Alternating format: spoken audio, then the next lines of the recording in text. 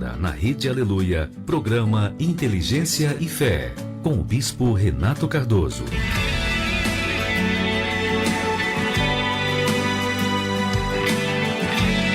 São 8 horas. Que Deus abençoe a sua vida nesta segunda-feira, dia 14 de junho.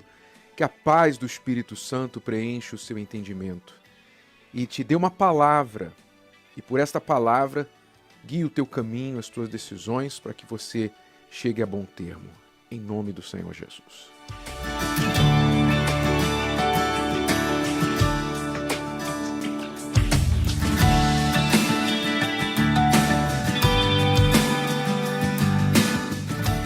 Três verdades sobre os outros. Os outros, mas na verdade, para nós mesmos. Todo mundo fala sobre os outros, né? Os outros, as outras pessoas. Qualquer pessoa fora de nós se encaixa nos outros. Três verdades sobre os outros que você precisa aprender, especialmente porque no final das contas, no final de tudo, porque é isso que importa, o saldo final, não é? O resultado final. Quando o apito final acaba, o que está no placar é o que conta no jogo de futebol, não é verdade? O final é que conta. Então, quando a gente fala do final da vida, o que vai contar? O que vai contar é quem nós somos diante de Deus. Quem fomos e somos, em que situação vamos nos apresentar diante de Deus. E eu costumo dizer que ninguém vai chegar diante de Deus de braços dados com alguém. Ninguém vai se apresentar diante do trono do juízo com os braços dados com alguém. Ó Senhor, essa aqui é minha mãe, ela orava muito por mim, ela me conhece. Mãe, fala aí de mim. Ninguém vai chegar diante de Deus assim. Ninguém vai chegar diante de Deus e falar assim, quando ouvir da boca dele, olha, apartai-vos de mim porque não vos conheço, e poder dizer assim, não, mas o pastor fulano está aí dentro, ele me conhece, o pastor sabe quem eu sou. Não, ninguém vai apresentar-se diante de Deus acompanhado de alguém. O julgamento, o juízo será individual, não será coletivo, será individual, pessoa por pessoa. Cada um vai responder pelas suas próprias obras. Então, o saldo final é que os outros não importam. Os outros não vão contar para o seu favor ou contra lá no dia do juízo. Não perca isso da sua mente. Não tire isso da sua mente, da sua visão. No final das contas, cada um de nós vai responder por si só. Então, dentro desse contexto, eu quero dar essas três verdades sobre os outros que você, eu, todos nós precisamos saber e praticar. Primeira verdade, não olhe para os outros. Eu sei que você já ouviu isso, você sabe disso, mas na maioria das vezes é impossível você não olhar para os outros e perceber a vida que eles têm. Mas você pode olhar porque você tem olhos, mas não olhar com cobiça, com interesse, com inveja e querer para você aquilo que você vê na vida dos outros, porque por aí muitos tropeçam. Esse olhar para os outros, esse olhar para a grama do vizinho, não é? Esse olhar para a mulher do outro, olhar para o carro do outro, olhar para o salário do outro, olhar para o que o outro tem de resultado e querer para você. Porque cada um, não somente no céu, a salvação é individual e o juízo será individual, como nesta terra não existe ninguém igual. Você pode pegar dois gêmeos idênticos e eles serão pessoas diferentes. São idênticos. Eles são idênticos, mas diferentes. Porque assim é o ser humano. Deus deu esta singularidade, esta individualidade para cada pessoa. Então não adianta você querer do outro, querer a vida que o outro tem, querer repetir o que o outro fez. Você tem que olhar para você. Você tem que olhar para você. Eu não falo isso no sentido egoísta. Eu falo no sentido de não ficar se comparando, de não ficar invejando, desejando o que os outros têm. Você tem que olhar para você, desenvolver o seu talento, desenvolver aquilo que Deus te deu. Deus deu a você um conjunto de talentos específicos e individuais para você. Então, não é garantido que só porque o teu irmão tem isso ou aquilo, faz isso ou aquilo, que Deus quer que você também faça. Nós estamos falando muito sobre os dois irmãos gêmeos, Esaú e Jacó. Na Bíblia, lá em Gênesis, essa história magnífica destes dois, carregada de lições para nós. Você vê, um não poderia ser mais diferente do outro. Os destinos dos dois não poderiam ser mais distantes um do outro. Eram gêmeos, mesmos pais, não é? Uma convivência comum, mas totalmente opostos. Então, não olhe para os outros, porque isso só vai te trazer frustração, vai fazer você correr atrás do vento, vai fazer você querer ser alguém que você não é e vai te fazer tropeçar. Segunda lição sobre os outros é você não se preocupar com o que pensam a seu respeito. Quantas pessoas vivem se preocupando com o que os outros pensam? Pessoas que, se alguém comentar negativamente numa postagem que ela fez na rede social, falar que a foto dela, ela está feia na foto, que o cabelo é isso, que o nariz é aquilo, que a roupa é aquilo outro. Acabou. Acabou. Volta e meia você vê aí celebridades se debulhando na frente da câmera do celular, né, fazendo uma live e falando e chorando por causa dos comentários, porque foi atacado, porque isso, porque aquilo. Quer dizer, há uma preocupação, as pessoas não têm, de forma geral, estrutura emocional para lidar com o que os outros pensam a respeito delas. Não tem. Então se destroem, se derramam, se desmontam quando uma opinião é contrária. Ora, nós vivemos, como eu acabei de dizer, em um mundo de pessoas diferentes. Então, se Jesus não conseguiu agradar todo mundo, se Jesus, basta dizer isso, se ele, na sua perfeição, na sua bondade, sendo Deus encarnado, não conseguiu agradar todo mundo, meu Deus do céu, você quer tentar? Você tem certeza que você quer tentar? Você tem certeza que você quer administrar o que as pessoas pensam a seu respeito e querer ficar agradando todo mundo? Que todo mundo goste de você, que todo mundo aprove o que você faz, fala, pensa, veste, enfim. Você tem certeza que você quer gastar suas energias com isso? Ora, eu só me preocupo com o que Deus pensa a meu respeito. Isso sim, eu procuro me guiar por isso, pela palavra dele. Mas os outros, o que eu posso fazer? Eu vou tentar tratar todo mundo da melhor forma, como eu gostaria de ser tratado, mas eu não posso controlar os pensamentos dos outros. E a terceira lição sobre os outros? Então, primeira, não olhar para os outros. Segunda, não se preocupar com o que os outros pensam.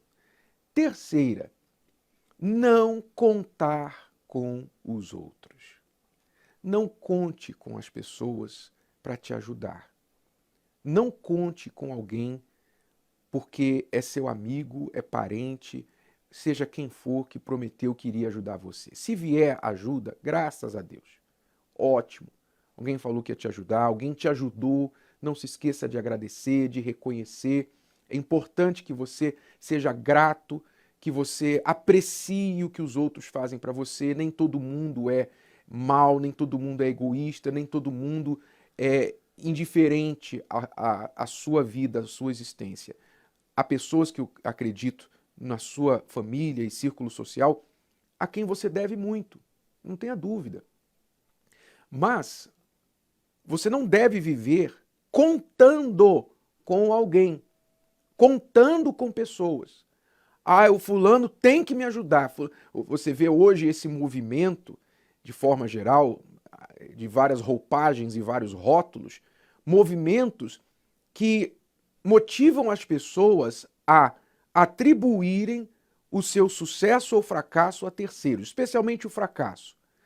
Eu não consigo vencer por causa disso. A mulher diz, eu não consigo vencer porque o homem é machista. Não é? A pessoa atribui o seu fracasso a algum grupo de pessoas. Ela diz, eu não venço porque o outro não deixa. Eu não venço porque eu sofro preconceito. Ora, nós da Universal podemos falar de preconceito.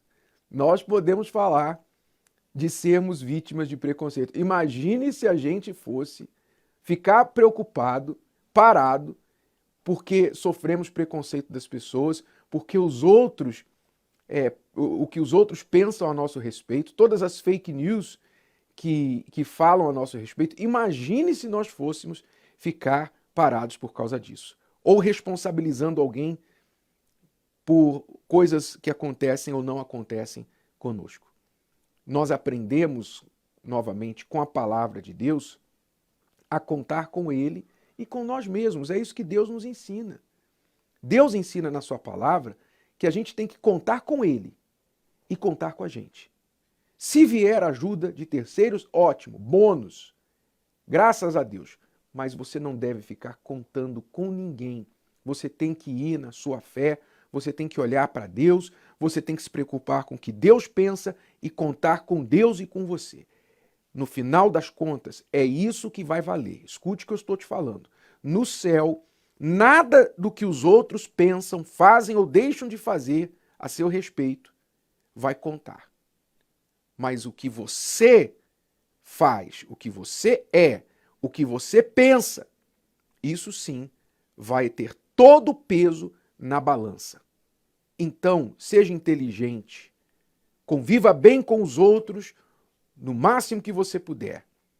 Mas não olhe para eles, não conte com eles, não se preocupe com o que eles estão pensando.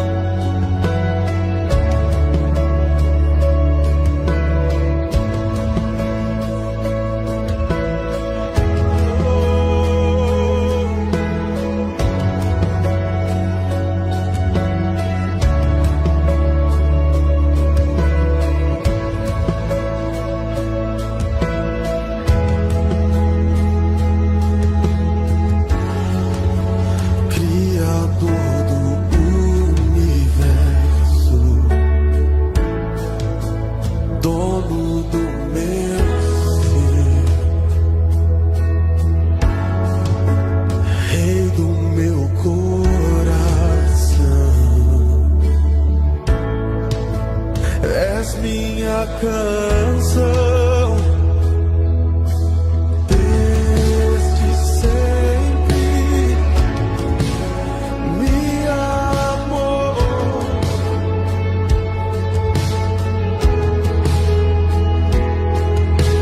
Desde sempre me chamou.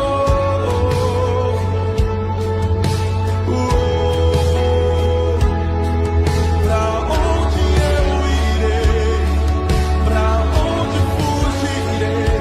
Se já está em todo lugar.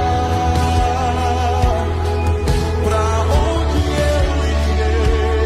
Pra onde fugirei? Se já está em todo lugar. Pra onde eu irei? Pra onde fugirei? Se já está em todo lugar.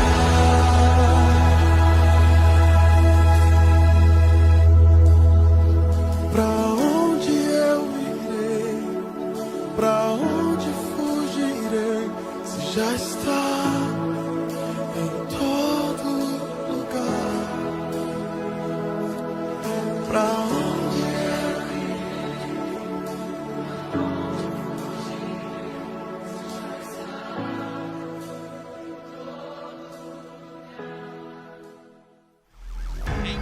Estamos sofrendo com as preocupações com o emprego aumentou em todo o país. Estava desempregada, comprava só realmente só o essencial.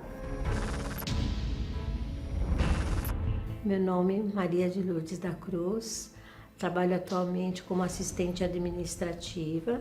Antes de ser dizimista, eu tinha uma vida bem controlada, não podia sair daquilo, comprava só realmente só o essencial, né? Por exemplo, se eu comprasse hoje um filé mignon, amanhã já não podia comprar. Então eu tinha uma vida bem regrada mesmo, né?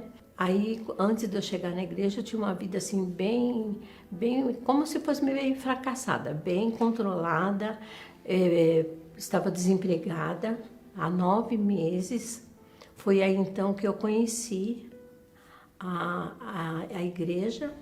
Aí peguei firme nas correntes, fazendo os propósitos, sendo dizimista fiel em tudo. Aí a minha vida teve assim uma separação do antes e o depois. Eu arrumei um emprego, já me tornei dizimista. Aí a minha vida começou a andar. Porque como era a minha parada, não estava trabalhando nem nada, uma dificuldade para me pagar minhas contas, né? Aí meus pais me ajudavam, que eu achava assim muito triste, meus pais ter que me ajudar. Ao invés de eu ajudar meus pais, eles que me ajudavam, né? Mas depois que eu me tornei dizimista, aí a minha vida realmente teve aquela arrancada, né? Hoje eu trabalho numa empresa como assistente administrativa, já há 19 anos nessa empresa.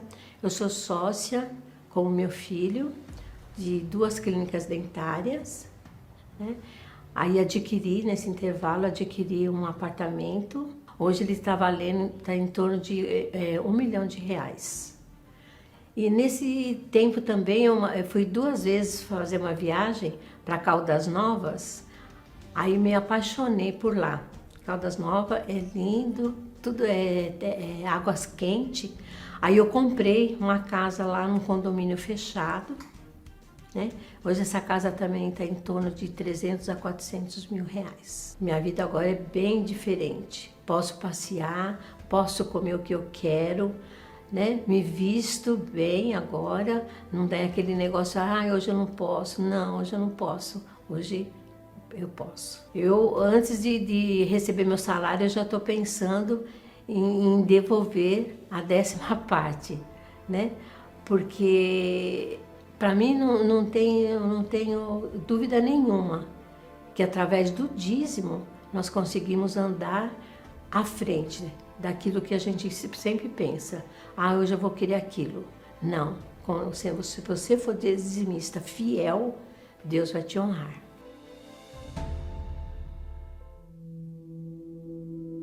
Quantos pés têm voltado para casa cansados de tanto caminhar, depois de mais um dia frustrado à procura de trabalho? De quem tem andado sem direção, numa jornada marcada por perdas e fracassos. Até chegar em Betel, Jacó caminhava sem rumo, sem destino. Mas quando viu que estava diante da porta dos céus e do Deus Altíssimo, decidiu firmar os seus pés sobre a palavra de Deus. O voto que fez ali mudou o rumo de sua vida, e onde colocava os pés, o Senhor o abençoava.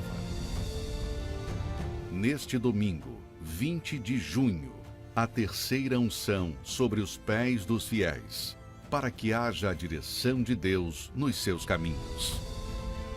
Às 7, 9h30 e 18h, no Templo de Salomão e em todas as igrejas universal do Reino de Deus. Esta semana nós estamos incentivando a todos os que estão vivendo este voto de Betel, após receberem a unção nas mãos neste último domingo, a tomarem atitude. Atitude, porque Deus prometeu abençoar o trabalho das nossas mãos. Nós ungimos a sua cabeça para que você tivesse visão, ideias. E Deus dá ideias, Deus dá visão, Deus dá disposição para aqueles que creem. Deus revela, Deus dirige. Mas as ideias não podem morrer na sua cabeça. Elas têm que sair da sua cabeça e passar para o lado de fora, através do trabalho, da atitude das suas mãos. Bispo Emerson, Bispo Odivan, nós incentivamos as pessoas a tomarem atitude. Quando a gente olha a vida de Jacó, a gente vê, antes do voto em Betel, Jacó era um homem, a Bíblia diz que ele era um homem simples e que habitava em tendas. Quer dizer, ele vivia uma vida pacata, tinha mais a prática de peculiar às mulheres da época do que aos homens. Depois do voto, a gente vê que Jacó se tornou um homem de gado, de rebanhos, um homem que começou a fazer aquilo que ele não fazia antes, porque Deus deu direção para ele, Deus ensinou. E o gado prosperava nas mãos dele, mas a gente vê que ele era um homem que trabalhava. Ele não ficava ocioso esperando que o pão e a roupa viessem do céu. Porque nós temos que trabalhar em parceria com Deus. Não adianta eu falar, eu creio em Deus e cruzar os braços e achar que o milagre vai cair no meu colo. Não, eu tenho que fazer a minha parte. E por isso nós estamos incentivando as pessoas a manifestarem a fé. E o que é a fé? Fé é uma certeza. Se você tem certeza, então você vai tocar aonde você quer que dê certo. Jacó, quando ele pegava algo para fazer, aquilo que ele fazia prosperava nas mãos dele. E Deus, com esta unção, eu acredito, já habilitou as suas mãos para que você seja bem-sucedido. Esses dias o senhor mesmo falou, abençoarei as obras das tuas mãos. Quer dizer, se não tiverem obras, também não haverão as bênçãos. E às vezes a pessoa não tem o equilíbrio, ou ela tem muita obra, levanta cedo, trabalha bastante, corre de um lado, corre para o outro. Ela tem muita obra, mas não tem o voto. E às vezes a pessoa, na concepção errada, tem um voto, mas fica parada. E então, mesmo que tenha um voto, a pessoa parada, evidentemente que não vai chegar a lugar nenhum. Por isso você precisa ter o voto com Deus e tem que agir. Porque se você tem o voto e age, até o que tem tudo para dar errado, vai dar certo. Então, o que você precisa fazer é ser ousado, ter coragem. Jacó chegou um momento da sua vida que ele pensou assim: eu estou trabalhando para o meu tio, sogro, e o meu tio tem enriquecido pelo trabalho das minhas mãos. Ele falou para o sogro assim: você viu que desde que eu cheguei aqui, seus rebanhos só aumentaram? Quer dizer, ele sabia que a bênção de Deus estava nas mãos dele. Mas ele chegou a uma conclusão que ele precisava trabalhar para a sua própria casa. E essa é a fé que a gente incentiva as pessoas, que elas dependam de Deus e delas mesmas. Nem todo mundo tem disposição, nem todo mundo tem o desejo, a fé de se tornar patrão. de trabalhar para si. E não é errado você querer trabalhar para outra pessoa, ser funcionário, enfim, cada um tem a sua disposição. Mas quem também quer trabalhar para si não deve ficar pensando, limitado pelos pensamentos de eu não tenho formação, eu não tive estudo, eu não tenho dinheiro para começar, eu nunca fui patrão de nada, sempre trabalhei de empregado, eu não sei como é que faz essas coisas. A pessoa não pode ficar parada por essas limitações, ela tem que colocar à prova a promessa de Deus, que diz que ele faz do seu povo cabeça, coloca o seu povo por cima. Então, coloca a mão à massa, seja ousado, e o resto Deus proverá. E quantas pessoas hoje estão trabalhando e enriquecendo o patrão? Era o que vinha acontecendo com Jacó. Às vezes você levanta cedo e vai dormir muito tarde. Agora, nessa época de frio, mesmo assim, você levanta cedo. Mas você está enriquecendo aos outros. Tudo que você põe a mão é abençoado, mas para os outros. Então, o que nós queremos é incentivar aqueles que querem. Como o bispo falou, tem pessoas que elas preferem não trocar o certo pelo duvidoso. Mas você que vive essa fé, você tem condições de começar o seu próprio negócio e não tenha limite em você mesmo. Você tem que ser uma pessoa determinada. E a pessoa diz assim, mas e se der errado? Não tenha dúvida que vai dar errado, inicialmente. Ninguém que tem sucesso hoje deu certo desde a primeira tentativa. Vai dar errado, sim, você vai errar no início, você vai perder dinheiro em algum momento, você vai fazer um trabalho que não era para ser feito daquele jeito, mas o importante é que a cada esforço, cada tentativa, nova tentativa, você vai se aprimorando. Os erros que você vai cometer são importantes para você se aprimorar. Então, é natural que você fracasse. Pegue qualquer empresa grande aí hoje, de grande renome, e você vai ver a história dessa empresa, você vai ver quantas vezes eles erraram, quanto eles perderam antes de estar onde estão. Então, perca o medo de perder. Perca o medo de perder, porque quando você está na fé, quando você está com Deus, as suas perdas se tornam em ganhos lá na frente. Então, vá para cima. Você foi ungido nas suas mãos. Vá para cima. Deus vai abençoar você. Veja o que aconteceu com Jacó. O seu patrão ficava tentando enganá-lo, ludibriá-lo.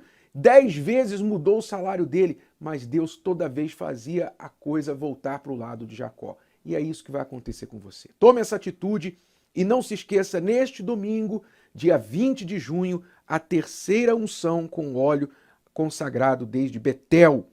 Você vai ser ungido nos pés, como Deus prometeu a Josué. Onde colocares a planta dos teus pés, te darei por possessão. Esta unção dos pés será logo no início da reunião, quando as pessoas chegarem, aliás, antes do início da reunião, já na entrada da igreja nós estaremos ali ungindo os pés. Lá em Lausanne Paulista e também na Vila Mariana, Bispo Emerson, em Lausanne, as pessoas podem participar. Já no início da reunião, ou antes da reunião, ungindo os seus pés para que você seja bem-sucedido. Avenida Direitos Humanos, 1190, na Zona Norte. E na Vila Mariana? Então, na Vila Mariana também, no início da reunião, na rua Domingos de Moraes, 2051, nesse domingo.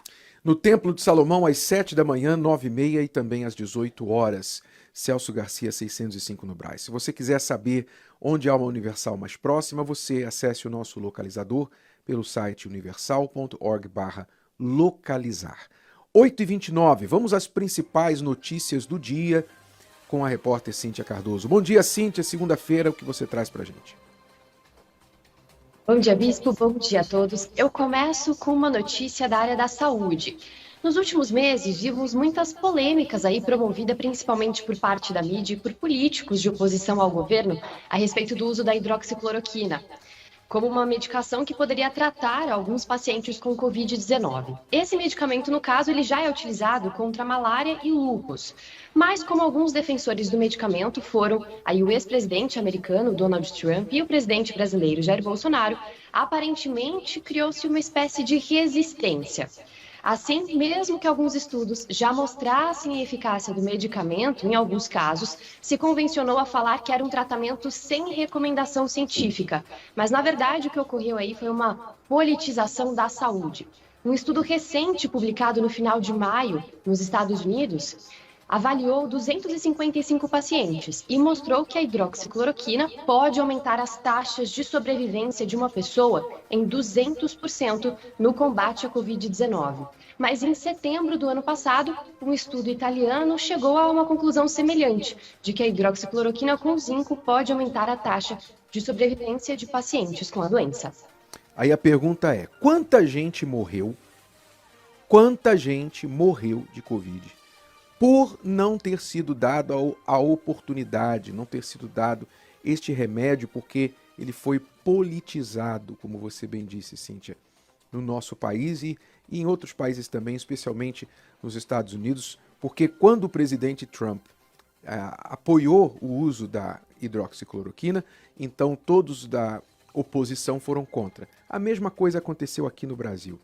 Então eu queria saber se estes que opuseram a este remédio na altura vão agora se responsabilizar pelas mortes, vão também dizer que são genocidas, não é?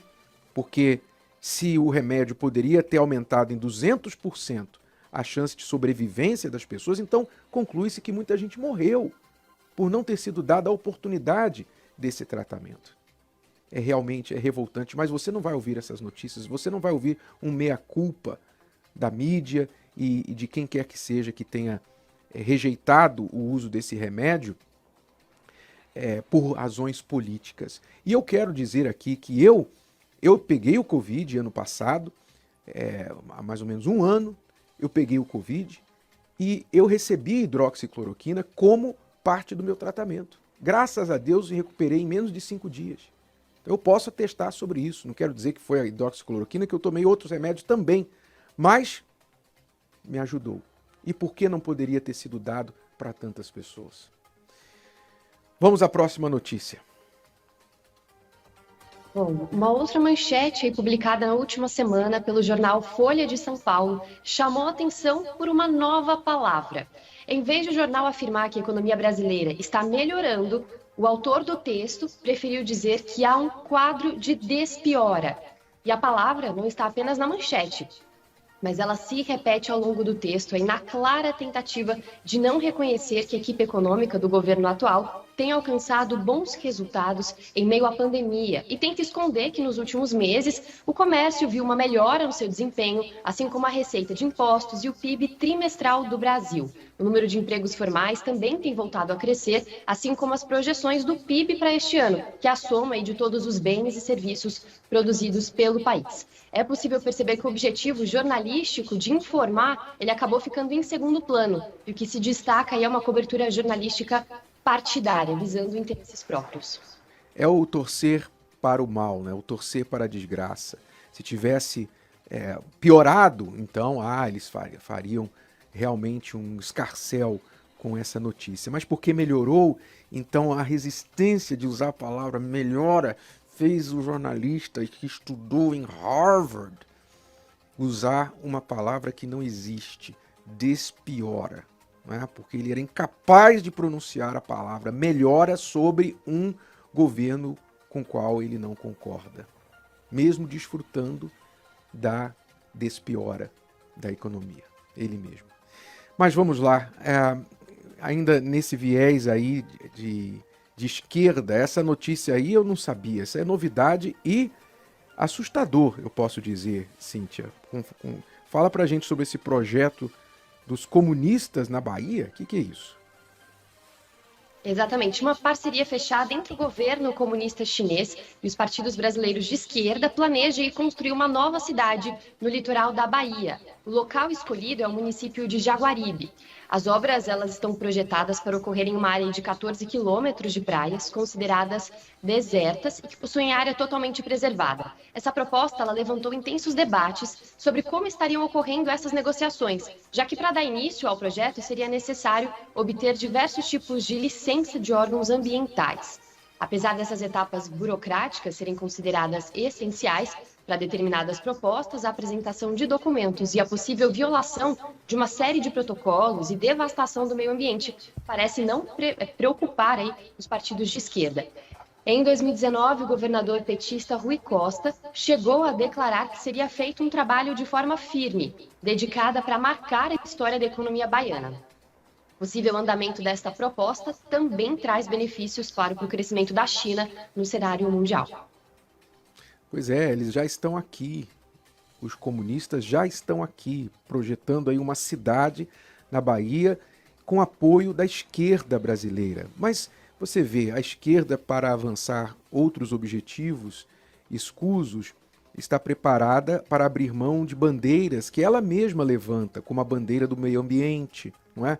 A esquerda não é a grande protetora do meio ambiente. Como é que eles estão agora até considerando ceder uma área preservada para a construção de uma cidade em parceria com a China comunista? Realmente fica aí algo para ser vigiado e monitorado. Próxima notícia sobre pirataria. Exatamente, mais um tema polêmico aqui no nosso programa. Com as restrições impostas pelos governos para combater a pandemia, aumentou o consumo do entretenimento. Mas muitas pessoas, ao invés de investirem em plataformas de streaming ou pagar pelo serviço de uma TV a cabo, optaram por usar serviços alternativos, ou seja, a pirataria. Estima-se que o consumo ilegal de séries e filmes chegou a quase 70% em alguns países. No Brasil, a situação não é muito diferente. Um estudo publicado pelo site de notícias Mobile Time, em março, apontou que o país já tem cerca de 33 milhões de pessoas que acessam a TV por assinatura ilegalmente. Já os pagantes brasileiros são cerca de 45 milhões. Só para se ter uma ideia, a Associação Brasileira de TVs por Assinatura divulgou que a perda dos impostos não pagos pelos piratas ultrapassa os 15 bilhões de reais. Mas o que poucos sabem é que quem age de forma ilegal pode estar também sendo vítima de outros atos ilegais, como é o caso de roubo de dados e monitoramento por quem fornece esse sinal roubado. Então, às vezes a pessoa acha que está saindo aí em vantagem, mas na verdade o prejuízo com o roubo de dados pode ser muito maior. Então é um caso de ladrão que rouba ladrão, né? Exatamente. Pirataria é roubo, todo tipo de pirataria é roubo. E isso é destruir o seu próprio futuro. Então, não sei, você que eu falo especialmente porque eu sei que há muitos que nos ouvem agora que professam a fé cristã. Lembre, um dos 10 mandamentos diz: não roubarás. Pirataria é roubo. E cristão que é cristão não comete pirataria, não apoia, não compra, não vende, não faz nada a respeito que envolva pirataria. Cíntia, muito obrigado. Até amanhã com mais notícias. Bom dia para você. Obrigada, Bispo. Até mais. 8h38, nesta quarta-feira, nós vamos iniciar a oração da meia-noite, às 23h30, por todos os canais da Universal. A oração da meia-noite será em preparação para a grande campanha de fé no Val de Jaboque, a grande luta com Deus.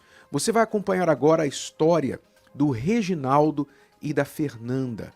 Preste atenção neste homem que vai falar sobre a sua transformação, a transformação do seu interior, da sua identidade espiritual. Preste atenção.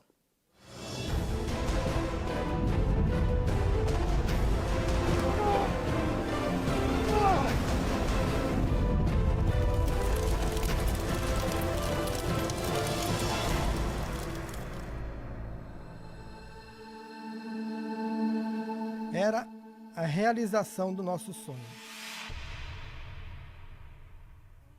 Eu declaro então vocês, marido e mulher de toda a vida. Pode beijar muito.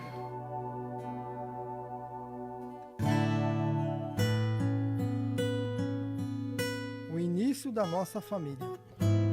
Mas o final daquela festa deu início a uma realidade de frustrações. Aí a gente casamos e o início foi difícil porque a gente já foi pagar aluguel. E ali a gente pagava aluguel, eu ganhava pouco, ela também trabalhava, ganhava pouco, e a gente vivia uma vida mesquinha, vamos dizer assim. Então, você cria aquela expectativa, né? Tudo bem, vou morar de aluguel. Só que quando nós fomos morar de aluguel, tinha mais 2 famílias. Eu trabalhava no ramo de autopeças e meu salário era, assim, pouco, vamos dizer assim, eu ganhava R$600. Então, para sustentar ela, era difícil. E ela tocou no assunto dessa casa que a gente morava, e quando chovia era um medo, porque se alagasse a rua, alagava a casa. Não tinha dinheiro, não tinha. Então, nós pegávamos cheque de um, cheque de outro, fazia compra com cheque pré-datado. Meus pais viram a situação que nós estávamos, porque a gente não tinha condição de pagar aluguel, nós não tínhamos condições de sobreviver. Meus pais nos chamaram, né? Vem morar aqui. Só que não é vem morar aqui numa casa, aqui no fundo da nossa casa, não. Vem morar aqui dentro de casa. Então nós fomos morar no meu quarto de solteira. E eu lembro uma situação que eu sentado lá na mesa lá, eu comecei a chorar. E nós dentro da igreja. Nós era membro da igreja. E vendo o testemunho, mas a nossa vida não era um testemunho. Só que naquela época, quando chegava perto da fogueira santa, eu falava, meu Deus, e agora? Mas um detalhe, ele sacrificava, eu ficava com o meu salário. Porque eu tinha que ter reserva. Na minha cabeça, eu precisava ter reserva. Já tem dívida atrasada, vai atrasar mais dívida. Eu não via a fogueira santa como, poxa, mas vou sacrificar e Deus vai fazer um milagre na minha vida. Não, Deus vai fazer um milagre, mas vai fazer do jeito dele, né? E eu faço do meu, Deus faz do dele, o Reginaldo faz do dele e a vida continua. Isso quando eu não freava ele. Que ele falava, eu vou dar X e eu vou dar Y. Eu falava, não, Y não, Reginaldo. Y você não pode dar. Foi piorando porque aí vem humilhação de todos os lados. Porque você precisa de um, você precisa de outro. Porque meu pai, chegou uma época que meu pai não tinha mais limite para fazer empréstimo. Então eu precisava procurar outras pessoas para nos ajudar. Eu já não pagava cartão. Meu nome já estava sujo, eu já não pagava cartão, ele também não. Por quê? Porque nós só pagávamos as dívidas que estavam no nome das outras pessoas. Um colega meu do trabalho falou assim, eu conheço um rapaz, senhor na verdade, ele pode te ajudar. Eu falei, então chegou a hora. Aí eu fui lá na casa do senhor lá, bati lá, falei para ele que eu precisava de um dinheiro. Ele falou, não, eu te empresto. Como é que você pode pagar? Eu falei, não posso pagar por mês. Ele falou, então eu faço juros sobre juros.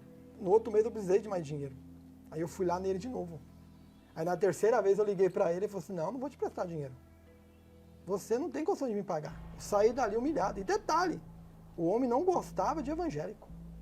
Tinha uma placa lá na casa dele. Se você é evangélico, não bate na minha casa. Eu bati. E eu comecei a me autoanalisar. Falei, meu Deus, tantos anos na igreja. E eu não confio no Senhor. Porque eu não consigo sacrificar. Mas aí chegou uma fogueira santa de dezembro. E aí nós fomos, né? Mas você tá na fé? Porque ele me cobrava muito. Mas você tá na fé? Eu não, Reginaldo, eu tô na fé. Eu tô na fé e vamos. Vamos porque agora vai mudar a nossa vida. Se eu não sou convertida, todos esses anos eu tenho que me converter. Porque se eu não confio no Senhor, pra que eu tô na igreja? Eu me despertei porque eu vi que eu precisava mudar, não financeiramente, porque era consequência.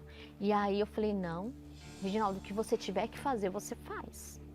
Você faz porque Deus vai mudar a nossa vida. É agora. Peguei o sacrifício, né, o envelope, e eu fui orando a Deus. Eu sempre sou de oração, eu vendi tudo. Meu Deus, é assim, eu tô numa situação que só o Senhor mesmo. Devo agiota, devo banco. Estou com uma dívida de R$70 mil, não sei como vou pagar. Humilhação no serviço. Aí eu falei, meu Deus, me dá uma sabedoria, porque medo de sacrificar eu não tinha. Mas o meu medo era ter meu próprio negócio. Isso batia dentro de mim que, na verdade, o mal sabia, né? Que Deus iria ser comigo, na verdade. Deus, ele me libertou, ele tirou o medo, ele tirou tudo, tudo. E foi foi em dezembro, né? Dezembro. Passamos dezembro, tudo, naquela guerra, tudo. E aí eu falei pra ele, você está esperando o quê para você abrir seu próprio negócio? Aí ele olhou, para quem sempre teve medo, eu sempre tive medo de tudo. Aí ele falou assim, mas abrir como, Fernanda? Eu falei, não sei, Reginaldo. Você trabalha com autopeças há mais de 20 anos. Você... Porque os ex-patrões dele viajavam, ia para fora do país, e a gente naquela vidinha. Eu falei, Reginaldo, desperta. Aí eu peguei, eu tinha um cachorro, o cachorro morreu, e tava lá um canil. Canil bonito. Mas era pequeno. Era um por um. Ele tinha que entrar baixado. Aí eu peguei, fiz lá fechei, onde era de grade, tirei a grade, fechei. Falei, então é aqui que eu vou montar o meu negócio, meu Deus. Falei, tá bom. Aí eu fui atrás do contador, que eu não sabia nada. Eu trabalhei 26 anos pros outros, só enriquecendo as pessoas. O patrão meu viajou para Israel, Estados Unidos, e eu lá. Pegava as autopeças falidas, erguia as autopeças. Aí nós tínhamos um notebook velho, peguei o notebook, aí peguei, montei lá. Aí quando chovia dentro também. Pingava dentro, lá na guerra. Mas na fé, trabalhando. Eu lembro como foi se hoje, eu cheguei lá no agiota lá para quitar minha dívida com ele. Foi maravilhoso. Cheguei nele e falei assim, ó, vim quitar minha dívida. Assim, fé, quitar minha dívida. Realmente, eu conheci as maravilhas de Deus.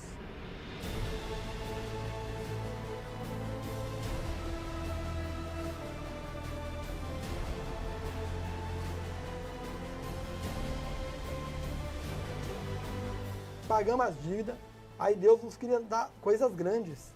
Compramos o primeiro carro para a empresa. Para quem estava no 16 metros quadrados, já estava bom, né? Então já. Mas só que dentro de mim ainda tinha uma revolta. Eu lembro, eu fui numa transportadora, olhei o caminhão e falei assim para um colega meu, eu vou comprar um caminhão desse aí. Valor de 172 mil. O caminhão vale. Só que aí eu fui e comprei o caminhão, mas aonde que ia colocar o caminhão? Não tinha lugar. Aí Deus foi e nos deu condições de comprar um terreno. Isso ano passado. Na pandemia, pastor, eu adquiri o meu primeiro carro importado, que é um Jeep. Nós temos a nossa casa própria, nós temos a nossa empresa, nós adquirimos o ano passado um carro zero, nosso particular. A empresa ela tem 2 carros zero, ela tem um caminhão e uma Fiorino zero que Deus nos deu. E no final do ano nós adquirimos o nosso terreno, onde já está sendo construída a loja, já fez o primeiro piso, né? Já vamos começar o segundo. E quando foi em fevereiro, ele me deu um carro. O mais importante foi eu ter mudado. Porque como eu seria se o Espírito Santo não tivesse me despertado? O que seria da minha vida, da minha família? O que seria? Então, assim, para mim é pouco. É pouco. Às vezes a gente brinca, né? A gente sacrifica. Aí eu falo, Reginaldo, a gente ainda vai sacrificar X. Você vai ver. Aí ele fala assim, vamos? Claro que vamos. É um privilégio. Sem o sacrifício eu não sou nada. Porque o que me sustenta hoje é a confiança que eu aprendi a ter em Deus. Essa transformação, essa mudança de identidade, Bispo Emerson, Bispo Divan, este é o propósito principal do que aconteceu lá com Jacó, quando ele se tornou Israel, já abençoado até financeiramente, mas ainda um homem com a bagagem do que ele havia feito de enganar seu irmão, seu pai, e ele precisava se tornar uma nova pessoa. E esse é o propósito da Fogueira Santa no Val de Jaboque, uma nova identidade para as pessoas que querem ser novas criaturas. No Val, Jacó se tornou Israel, um novo homem. Quando ele se encontrou com Esaú, Esaú não viu mais Jacó, já viu um novo homem. Se fosse Jacó, ele teria, de repente, matado, mas porque ele viu a mudança, ele já viu, não o irmão trapaceiro, mas ele viu o irmão mudado. Por isso, o recebeu e os dois, ao invés de brigarem, ficaram juntos. Bispo Divan, a pessoa, por exemplo, o Reginaldo e a sua esposa Fernanda, tantos anos na igreja, tantos anos, mas nunca de fato confiaram em Deus, entregaram totalmente a vida a Deus, até que eles despertaram para a realidade. Tem muitas pessoas que estão vivendo o pior momento de suas vidas. Jacó teve muitos momentos difíceis, mas nenhum tão difícil quando ele teve que se reencontrar com o irmão. E naquele momento tão difícil, foi o melhor momento da vida de Jacó. Então, se você está talvez vivendo o pior momento da sua vida, independentemente de qualquer coisa, o pior momento da sua vida, é o momento certo de você conseguir essa transformação interna. Até porque, Bispo Renato, às vezes a pessoa ela quer mudar tudo por fora. Tem pessoas que conquistam tudo, perdem tudo, depois tem pessoas que casam, depois se separam. Por quê? Porque mudou tudo por fora sem o necessário, a mudança primeiro interior. E nós vamos falar mais sobre isso, lembrando que vamos começar nesta quarta-feira, às 23h30, por todos os canais da Universal, a oração da meia-noite, em concordância com todos, rumo ao Val de Jaboque. E nesta quarta-feira, a Escola da Fé, lá em Vila Mariana, Bispo Divan, o endereço e os horários nesta quarta-feira. Nesta quarta-feira em Vila Mariana, 7, 10, meio-dia, 15, 18 e 20. Estaremos na rua Domingos de Moraes, 2051, pertinho da estação de metrô Santa Cruz. Vamos aguardar por você, pela sua família, e traga a Bíblia. E em Lausanne Paulista? Nos mesmos horários ali da Vila Mariana, 7, 10, meio-dia, 15, 18 e também às 20 horas. Avenida Direitos Humanos, 1190, Zona Norte. Nesta quarta-feira, traga a sua Bíblia para a Escola da Fé Inteligente. 8h52, vamos à última palavra com o Bispo Macedo, já voltamos para orar por você.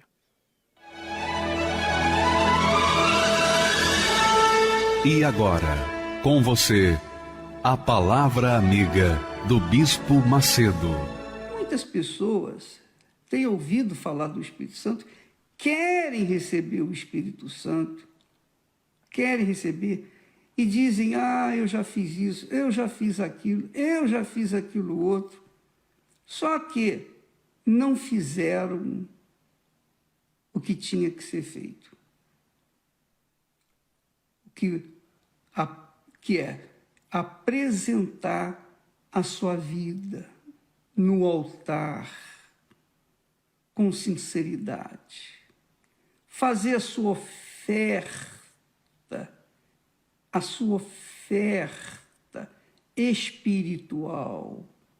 Oferta espiritual é aquela oferta, nós chamamos de oferta espiritual, embora que na Bíblia a oferta já é espiritual. Ela representa a alma da pessoa. A oferta representa, simboliza, tipifica o que há dentro de nós. Você quer conhecer a si mesmo? Avalie a oferta que você coloca no altar. Você quer conhecer mesmo se você é sincera, verdadeira? Avalie a oferta que você coloca no altar. Então, pela oferta que nós colocamos no altar, que é o lugar sagrado, nós podemos avaliar quem somos. É como Jesus disse, da maneira como deres, a maneira como você dá, a maneira como você mede, você será medido. Da maneira como você dá, você recebe. Então, o Espírito Santo é o melhor que Deus tem oferecido nesses últimos tempos. Ele ofereceu, primeiro veio o Deus Pai, depois veio o Deus Filho. Hoje nós temos aqui à disposição de quem quer, de quem crê, de quem se entrega, de quem deseja o Espírito Santo. Então ele é o melhor que Deus tem, é Ele mesmo. É Ele mesmo. Mas o bispo, a pergunta é, eu já fiz jejum, já fiz isso, já fiz aquilo, e não recebi. Por quê, minha filha? Por que você não recebeu? porque a sua entrega não foi sincera, a sua entrega não foi aceita, a sua oferta não foi aceita diante de Deus. Essa é a realidade. Olha só o que Jesus ensina, presta atenção. Jesus disse assim: portanto, se trouxeres a tua oferta ao altar, e aí te lembrares de que teu irmão tem alguma coisa contra ti, deixa ali diante do altar a tua oferta e vai reconciliar-te primeiro com o teu irmão, e depois vem e apresenta a tua oferta. Então você quer o Espírito Santo? Você tem que oferecer a sua vida, porque ele é tudo de melhor que existe, que Deus tem. Ele é o próprio Deus. Então, para que ele possa descer sobre você, você tem que se apresentar no altar dele com uma mente vazia de culpas, de ressentimentos. Culpas, eu sei que todo mundo tem quando se apresenta diante de Deus, mas eu digo assim, você tem que entrar na presença de Deus com o seu coração vazio de ressentimentos. Avalie a sua oferta, porque na sua oferta retrata bem o que você é. A sua oferta retrata bem o que há dentro de você. Tá bom? Deus abençoe em nome do Senhor Jesus. Amém.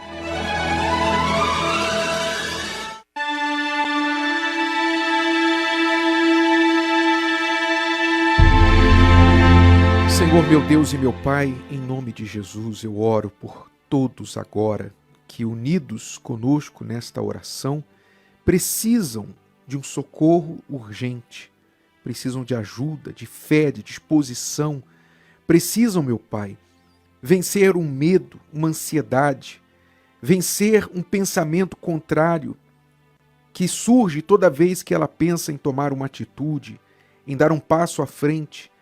Vem aquela ideia, não vai dar certo, você vai perder, você não vai conseguir. Meu Deus, ajude esta pessoa a vencer essas vozes, vencer esses pensamentos e tomar atitude de fé, avançar sobre aquilo que ela crê e que a tua palavra garante para ela, meu Deus, por causa da sua fé e fidelidade. Então nós abençoamos agora os que creem. Eu oro por aqueles que nem ainda sabem orar, aqueles que não têm palavras para orar, mas que recebam algum sinal em resposta a esta oração que é feita por eles, meu Pai, para que eles despertem a fé. Eu oro, Espírito Santo, socorra os aflitos, os doentes, os que estão em presídios, em hospitais, aqueles que estão desempregados. Socorre essas pessoas agora.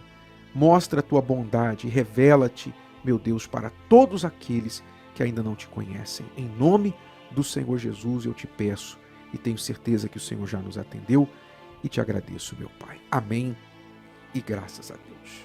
Posso fazer, tu pode.